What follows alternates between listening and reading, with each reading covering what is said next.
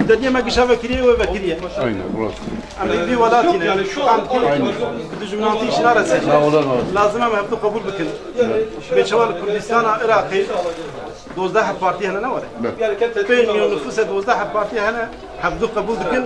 كله تمام الدنيا الوان ميزات كه لازم هم نفرق 20 مليون كردن أمجي هبطوا قبول بكن أم تحملي هب بكن ومش في ملة ترى خدمة بكن.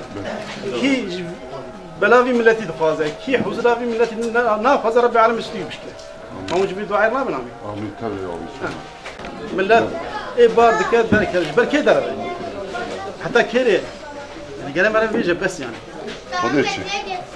يعني قال ما بيجي بس يعني اعتقد مهاتنا هاتنا قريك يعني اما هاتنا ملت بيم عربي خم نكارن بينن جبو خذ بيغام مالي خذ نكارن ستار المتونه ستاريش بم جبر متونه شي جابك عيدة قربانية مباركة هل هب در ولاد هركز عيدانية خذك لفر 24 ساعة بر هوالي خذ بجاب معك كمان هيك أبيج داري وهيك سرعة بدون ظلم من شباب أنا وفقني يعني ونكرم ديتاس مالي وبي بحزار مالي وانا هبرها وجوان هبرها وياك وانا حزارها كمان وني يا الله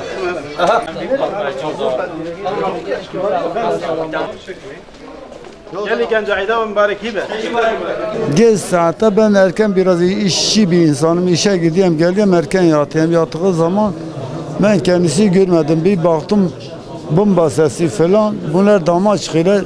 Aile havluda yatıyorlar çocuklar. Sizin çocuklarınız? Evet. Bunlar dama çıkıyorlar.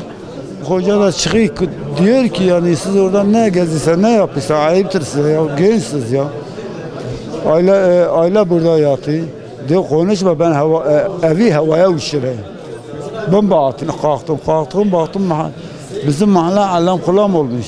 Her tarafa saldırı evimize sıkıyorlar.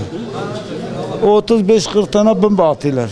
Allah-u Teala Kur'an-ı Kerim müdafaa etti. Bizim çocuklara bir şey gelmedi. Ya Rabbi çok şükür elhamdülillah. Biz Müslümanız, biz gavurdaki bu Yahudi, Hristiyan bile bu işi yapamaz. Peki akşam çatışması polisi aradınız mı siz? Aradık. Geldiler mi peki? Hayır. Evde 10 kişi. 10 kişi. Siz eşiniz de çocuklar. He. 10 kişi. Teşekkürler.